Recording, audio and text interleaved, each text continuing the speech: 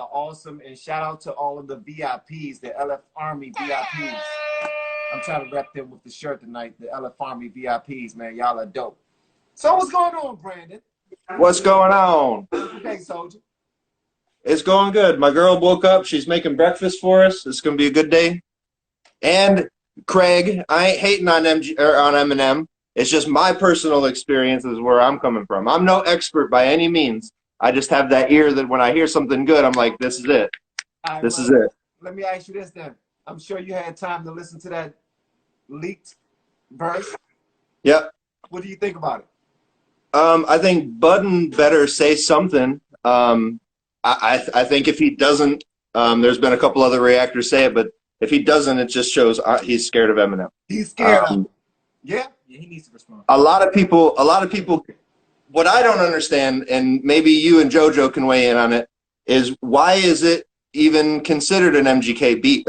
Like, why is MGK even considered dissed on that track, right? The only thing we heard was he said, what? I'm Machine Gun Killer. So he claimed that he killed Machine Gun Kelly in that line. And then he did a clever play on his name and called him a bitch like Kellyanne Conway. Where's the diss? Now, here's the thing. Here's the thing, though. I don't know if you, on my reaction, I didn't listen to other people's reactions. Maybe I should.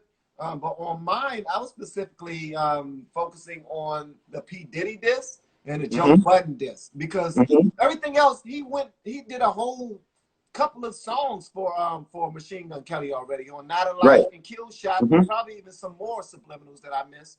So that little bit right there, that wasn't enough for me to talk about MGK. But I thought it was interesting how he just jumped out there at Diddy and well, he went in on it. He said fuck revolt. Now where this kind of ties into our conversation we had before about, you know, bringing the fans together, right? Relevancy, bringing the fans together.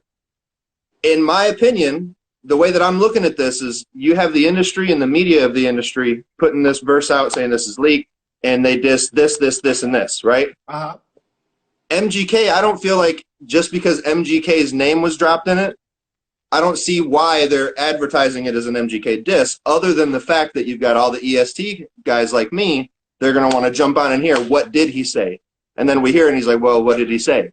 What would he say? Well, you do know that that's clickbait, man. That's nothing clickbait. Right, and that goes back to what you were talking about Eminem being the biggest troll, right? Yeah. All he has to do is utter a little bit of a name, and you look at a lot of people that hear this verse right now, and as soon as he says Machine Gun Killer, everybody's like, oh, shit, he said it. He said what? He said what? But he didn't. That's the thing, though, man. It's honestly, people do that for clicks. I mean, and it's not Eminem that's doing it. See, that's the one thing I want people to understand. It's us that's doing it. It's us reactors that's doing it. It's us other people out there would say, Joe. I mean, he did say it, but that was 11 months ago when he made the verse. He made the verse 11 months ago. We are reawakening it, and we are reopening back up. How did it leak, though? And look at the last 4 months. The thing is the verse that was leaked. It's not a new verse. It's the original version, right? This, and I'll say it boldly. What do you need, baby? I'll say it boldly. This might be that first verse that if Eminem had put out, part of it wouldn't have held true, right? Because he didn't kill MGK. MGK is pursuing things the way that he wants to pursue things. Maybe the rap side of his stuff isn't there right now, but it's not at the hand of Eminem. Just like we talked about him not being heard up until Rap Devil couldn't have been by him, you know, Eminem from a lot of people's perspective. So to me, it looks like the conversation is only being forced within the fan base, and I don't think Eminem gives a shit what's going on with MGK, because if he did and he wanted to say something and this was released now, he would have already brought something bigger and better against MGK, because MGK's had success since that verse. That verse doesn't hold true. Well, here's the thing, though. I think Eminem knew that going into this battle. I think that was one of his biggest things. I think that was one of the biggest things holding him back, because he didn't want to give him any type of push. He didn't want to give him any type of success off of his name. So for him to say that he was a machine gun killer, that was just something slick to say in the bar. Yep, it was just like the mumble rap line. It's like, I know I'm the greatest, so I'm going to say what I say, and people are going to go with it regardless. Exactly, but that's how. You know what? When I listen to rap, I know people ain't got all the bitches out there. I know people ain't out there selling all these drugs. I know people ain't out there killing all these people. But guess what? I still dance to it, and I still listen to it. You know what I mean? So why would we hold out? Why would we see the one? That's the one thing that kills me about ESTs. And I'm gonna say this: all of the lace-up gang and the ESTs, they go in and say, "But he didn't kill him though. It was a leg shot. It was a this. It was a that." Come on, bro. If you look at the verses and if you compare the songs, verse for verse, he murdered him. Now, did he murder his career? No, he did not murder his career. He actually made it better, in my opinion. Yep. He now I think spotlight on him that he didn't want to shine on him. I think MGK would have gotten where he's at currently, regardless of the Eminem beat. I think he was gaining traction in the industry. He's in movies, he's in this, he's in that. So I think he would have gotten where he was. Now, would it have seen the explosion of success right away? Maybe not. You know, who knows? So to say Eminem doesn't play a role in his recent success, just like you could say that he didn't play a role in his slow start. To me, the conversation has to change within the fans, right? Because when it comes to what's being put out, and we'll say this again, we're talking about Eminem again right now, and it's a diss track. It's a diss. It's all diss, right? I will say within this verse, it did give that Midwest storytelling kind of feel with the way that he lined up from bar to bar to bar to bar to bar. It was beautiful. So I went to me when I heard that verse, I was like, okay, now we're hearing Eminem from what brought him up. Right. Lately, it's been so much. My opinion with the beef in all of the diss tracks is he puts so much of his intellect into kind of like mimicking, right? Like, don't copy me, that kind of thing. So when he's going in on mumble rappers, he's mumble rapping in the rap just to kind of rub it in and say, like, whatever his message is. That's not what I'm trying to hear from him. I'm trying to hear the Midwest storytelling, the intricate bars, all of these things. Now, even though that comes into play, that's not the main focus of what Eminem is anymore. And to me, that's why I don't think this conversation of Eminem killing MGK is a relevant conversation for right now. His entire career compared to MGK's career, yes. But right now, I don't see a correlation between anything between Eminem and MGK except for what the fans are talking about. Exactly. And you know what? Let me ask you this. I know MGK is a dope artist. My son knows he's a dope artist. I mean, my daughter knows he's a dope artist. My wife knows now that he's a dope artist. Guess what we wouldn't know about MGK had he not beefed with Eminem? Not a goddamn thing. We don't know a thing about MGK. We watched Breakfast Club. Yeah. He wouldn't have gotten interviewed on the Breakfast Club. Okay, let me ask you this. The Breakfast Club, hold on, I'm about to tell you something. The Breakfast Club is a hip-hop channel, right? It's a hip-hop channel, and they do nothing but interview rappers and artists, right? What did Charlamagne the God say to MGK when MGK said, I done sold like 10 million albums, and this record went platinum, and this one went platinum, and I done did movies, and I did. What did Charlamagne the God say? Charlamagne the God looked at him and said, really? Your songs went platinum? You did a movie? Really? Because even Charlamagne the God wasn't even hearing about him. So that's why I say that, yes, MGK is talented enough to be successful regardless of Eminem. But if it wasn't for this beef, Breakfast Club wouldn't have been talking about him. He was on Breakfast Club. Wouldn't have been talking about him. He was on Breakfast Club a couple times. He was on Breakfast Club a couple times. It wasn't nearly the coverage, but when it comes to him, Brandon.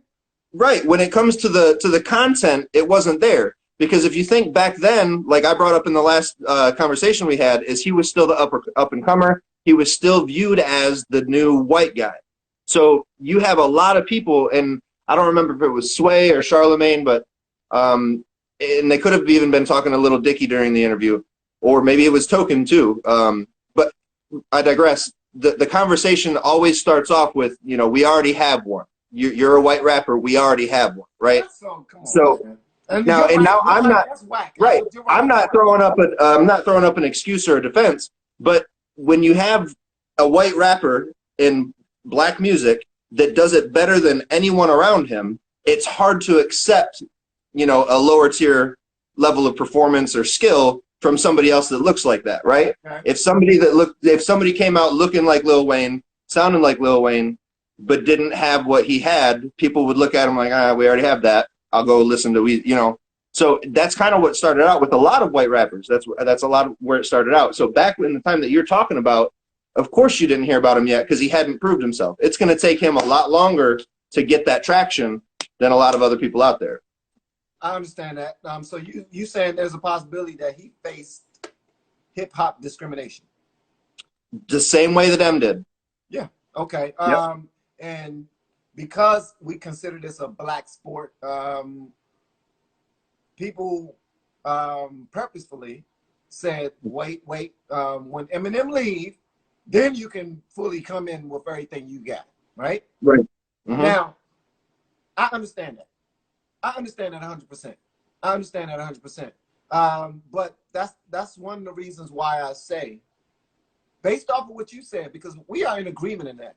I think that Eminem's beef with him, no, Eminem's response to him, with him being such a small mumble rapper like Eminem said he is, because there's been many people that he could have responded to, but he decided to respond to him. I think Eminem propelled, like where he would be in say 2025.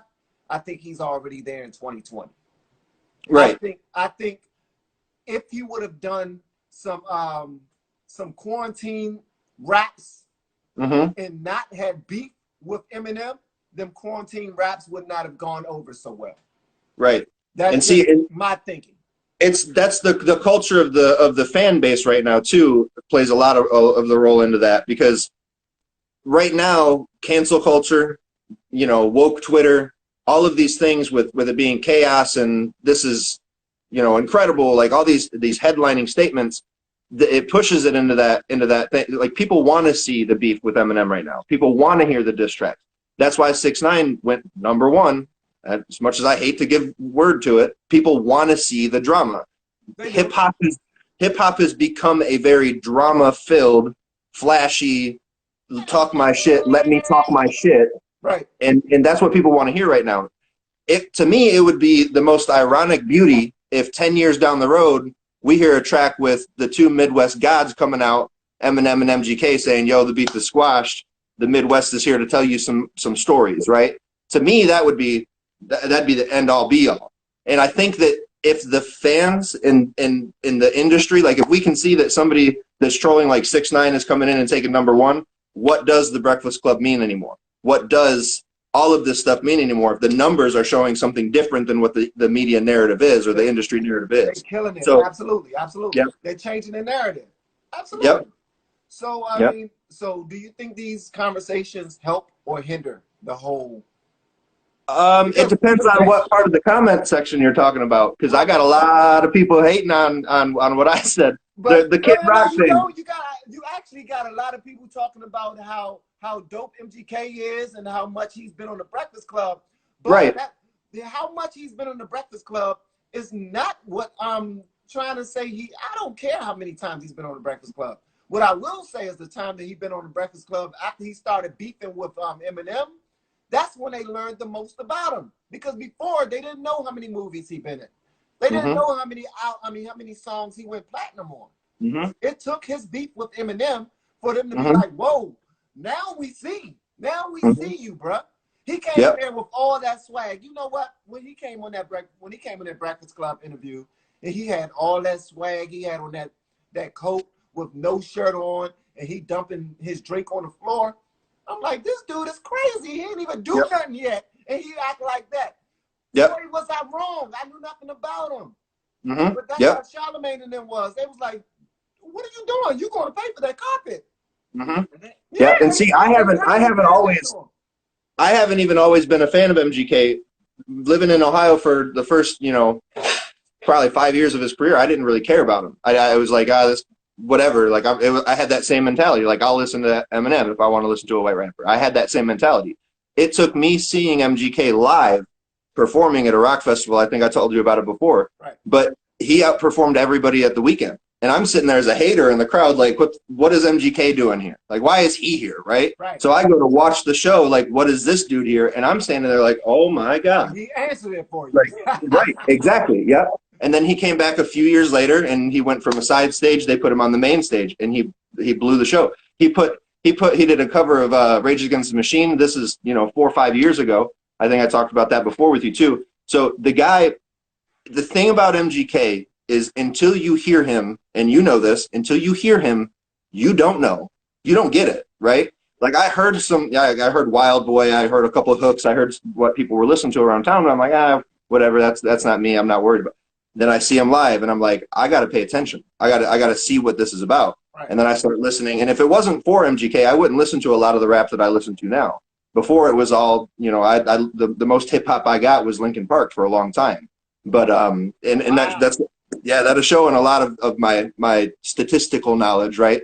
I have the ear for things, and I know what sounds good to me, but I'm not too worried about the history other than the experience that I have with that history. That's where we talked about that relevance. I'm not related to Eminem anymore.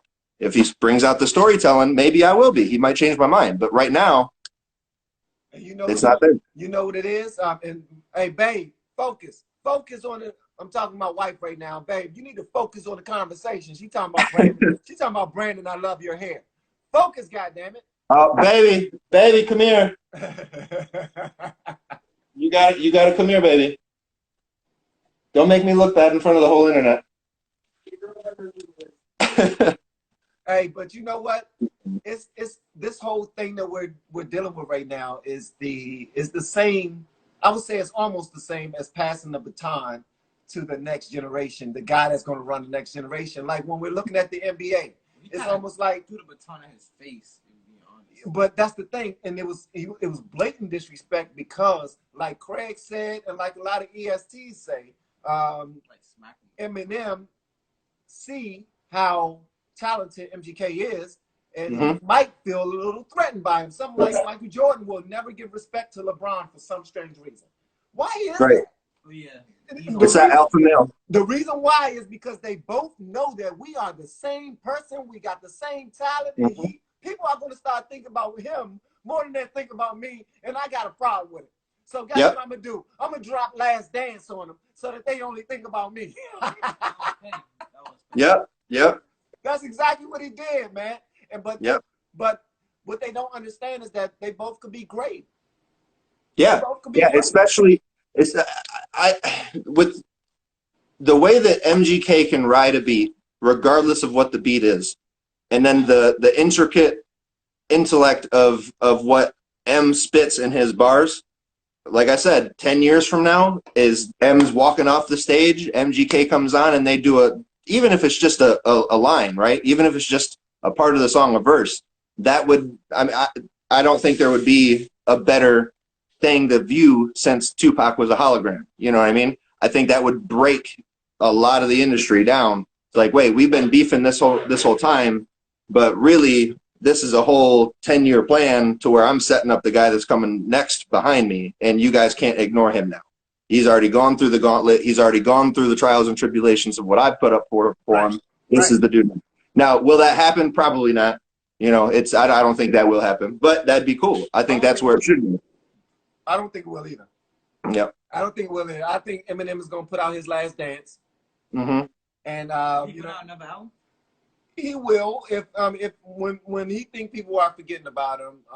Eminem sets, so you don't want no fame. He sets ablaze again. It's not about wanting fame. What it is about is just being seen as the great that you are. And for some strange reason, as secure and as not secure as I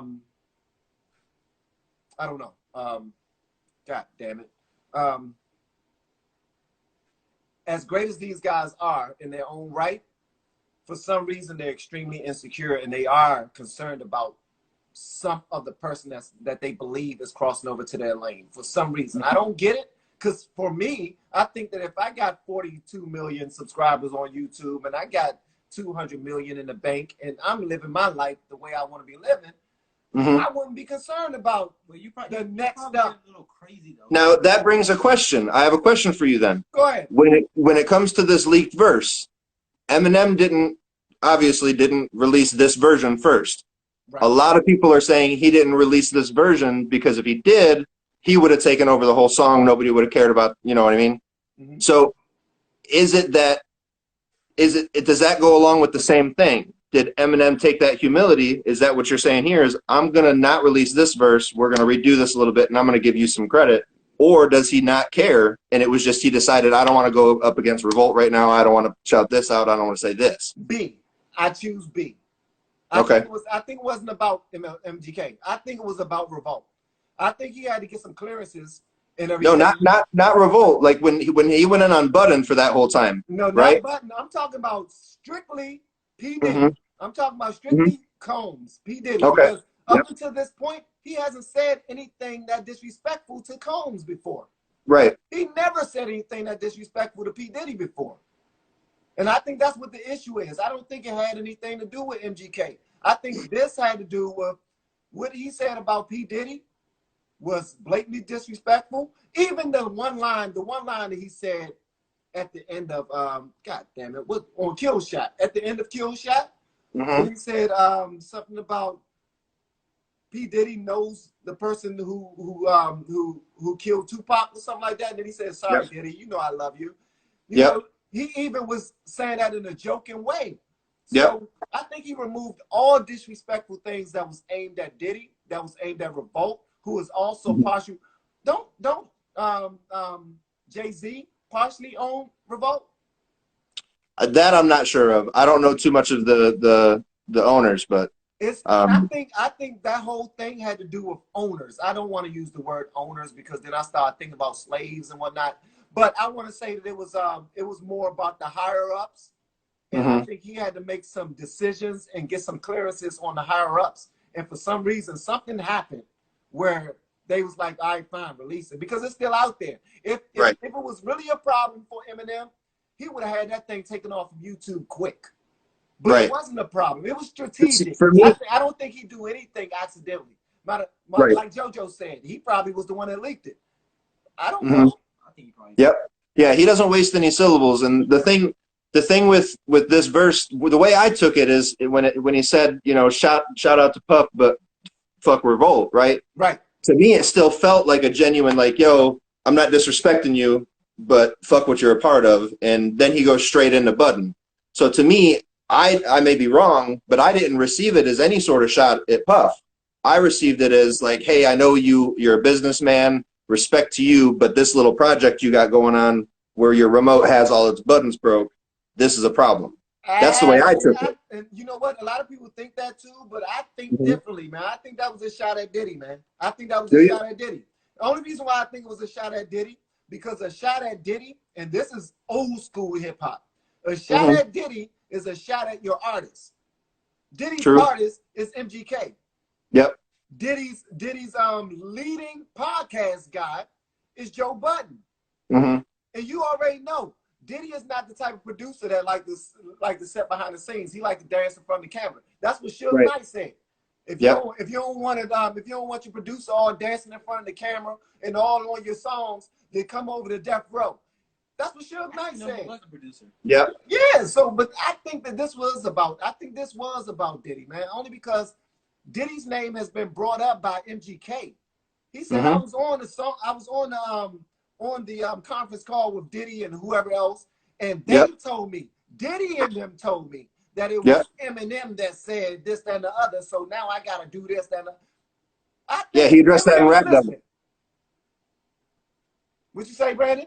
He addressed that in Rap Devil. Yeah, he did. Absolutely. And that's the thing. I think Eminem is listening to all this, and he's like, come on, bro. I'm just tired of hearing about it. So there's got to be some snake in the grass, and he's believing that a part of that is Diddy, in my opinion. Yep. And now I'll bring up kind of a backup to my position is like, if the current climate and the current environment is Eminem being that, you know, gavel of what's going to be checked, what's not going to be checked, what's going to be talked shit about, what's not going to be talked shit about, I think he has more of a responsibility to be relevant more often, right? If you're gonna have such groundbreaking and earth-shattering bars that come at somebody directly, right? I feel like you should have more of a presence in the current music scene. Now, I think he's right, because you look at anybody else that's at that same level, and they're not putting out music just the same as he's not putting out music. They don't. So but to me, I feel like just like in any workplace, right? Like this is entertainment, but it's also work for these artists. They have contracts, they have to show up, they have to do these things. In any workplace, if your supervisor's not on the floor, get out of here, bro. You don't know what's going on. You know what I mean? You don't know what's happening. And I think that's a lot of the mentality that's coming up from whether it's a mumble rapper, a young rapper, or an up-and-comer or whatever. It's like, man, you've been in MGK said, he's like, last time you saw 8 Mile was at home on the treadmill. Like, you don't know what's happening right now. I understand you're the authority, but you don't get it anymore. And I think that's where a lot of that mentality is coming from. And he will be right to say that. You remember, you're a hip hop head. No, you're a music head. I was about to call you a hip hop head, but you're a music head. You remember when Lil Wayne said, "I'm the best rapper alive since the best rapper retired." Since Jay-Z said that he was retiring, Jay-Z said, "I'm not making no more music. I'm done. I'm breaking up." And then after he said that, like JoJo just now said, after Lil Wayne said that, Jay-Z put out like 2 or 3 albums since then. Yep. Because they don't want to hear that. Jay-Z is also one of the guys that would just go and not come back until he puts out an album. Beyonce is the same way. She would just go and not put out an album. Eminem is that way. Did you just catch the parallel in what you just said with MGK? You said Lil Wayne said, I'm the best rapper alive since MGK. MGK said the same kind of line in one of his freestyles. He said, "I'm my favorite rapper alive since my favorite rapper banned me from Shave 45." Right? Did say that. And then the response is M dropping.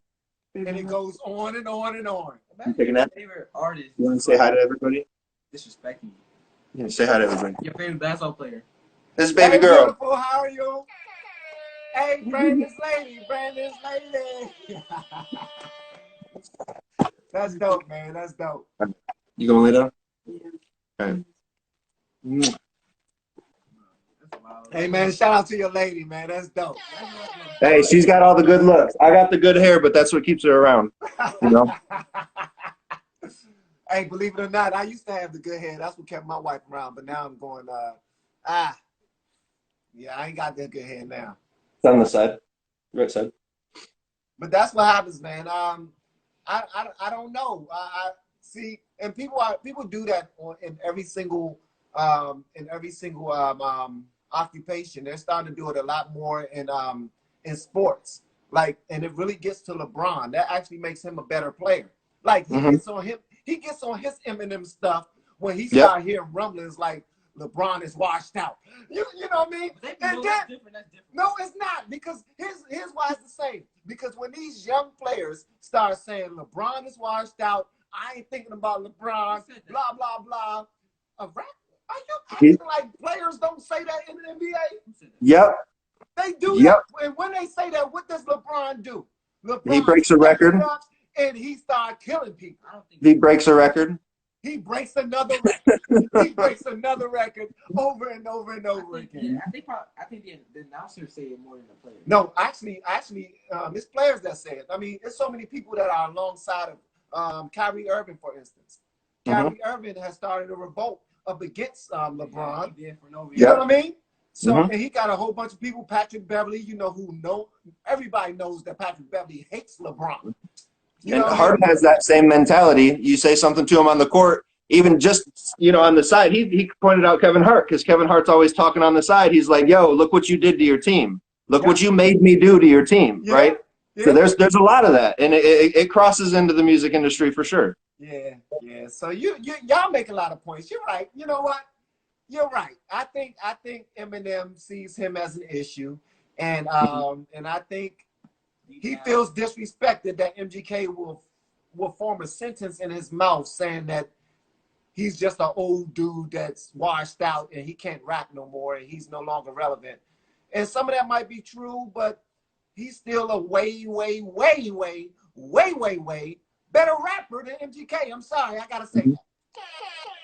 Yep. When it But comes to the Midwest, he's not a better song maker. right? When it comes to the Midwest storytelling, straight up rap, hip hop, Eminem is the better artist. But Eminem's tried to sing. Do you remember that? Do you remember that? Hey, I don't know if you've seen it, Brandon, but in a couple of my Eminem, and I don't think Eminem fans really like this too much, but I just say whatever I feel like saying. Eminem don't know how to sing, bro. Nope. Eminem can't sing. He can't sing. Eminem don't. He tries to sing, but he can't. He don't got enough faith in his music anymore. Yep. Yeah. But he's a master. He's a master to his craft, right? Would you rather be a master to your craft, or would you rather be skilled in many? And you know, MGK, he's very skilled in many crafts. Is he the master of each or any one of them? I don't know. I don't think he's. I don't think that Eminem or MGK has gotten to the level to reach his pinnacle. I think he's in his prime right now, but I don't think he's gotten to the point where he's reached to his pinnacle of what I'm known for or what he's known for. I think this pop punk album is really going to open a lot of lanes for him.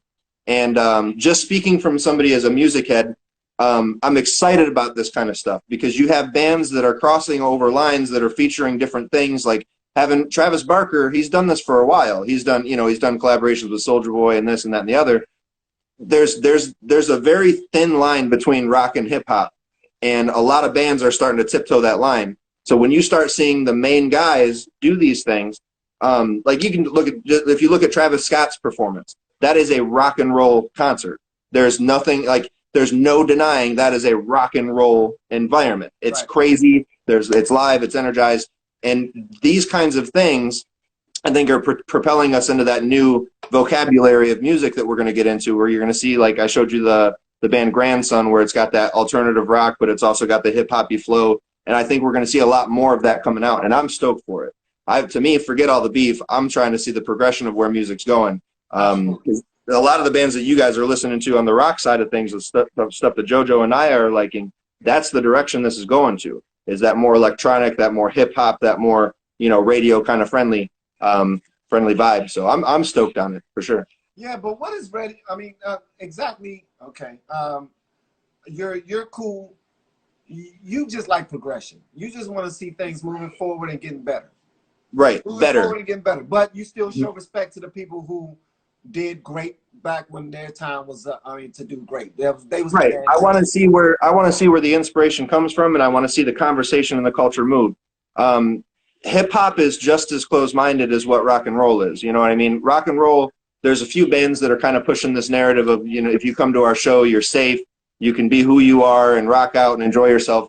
There's been a very punch in the mouth mentality in the music industry when it comes to band versus band or artist versus artist. And I think a lot of these feuds are exposing how bad that can be for the fandom, because now you've got people that won't go to a concert because there's a certain opener that's there and they don't mess with that dude, or there's a certain headliner so they don't see the up and comer that they want. So seeing this blend of genres, it's kind of forced people to hear things that they haven't listened to before. So when I recommend songs for you to listen to and it clicks for you, sometimes it's a new song, sometimes it's been 5 or 6 years released back then. Right. But that's where we're going with a lot of this stuff. I don't think just hip hop or just rock and roll or just this, just black, just white, just whatever. I don't think that it can be put in a box anymore. And that's exciting on a social standpoint as well as an industry standpoint when it comes to music. So let me ask you this then. Do you think the MGK and Eminem beef was good for hip hop or bad for hip hop? I think it was good for hip hop because it forced people to listen to an opposition without wanting to hear it in the first place, right? You didn't seek out, just like you said, you didn't seek out MGK. Like okay. Yeah, I think it was good. I think it's unfortunate that a lot of people have such stern opinions and pick a team and get it tattooed across their back and middle finger to the world. But at the same time, it forced a lot of people to humble themselves and say, well, this is a good point here. There's a bar here. This is cool. You can't, as far as I'm concerned, take Megan Fox out of the equation, because that's new and developing. We have to because she's going to overshadow all of the stuff. MGK won quarantine, hands down. MGK absolutely won quarantine. Yeah. So all of the beef talking about, you know, whoever killed MGK, nobody killed MGK, and nobody has defiled the throne of Eminem either. I don't think the conversation is who won anymore. I think it's who's going to get more of the success going forward from this attention. Is Eminem going to end his career at the highest he's ever been? Probably. Or is MGK going to boost up and Eminem start to fall off and MGK start to take over that? And I think that's where the conversation will go. And that's the thing, though. It's called progression, though, man. Eminem don't want to be 60-year-old rapping. I mean, at what point will he start to fall off? Like, hey, we already have one of those white guys. We got Everlast. We already have that. He's already. We already got Pops. We already got him.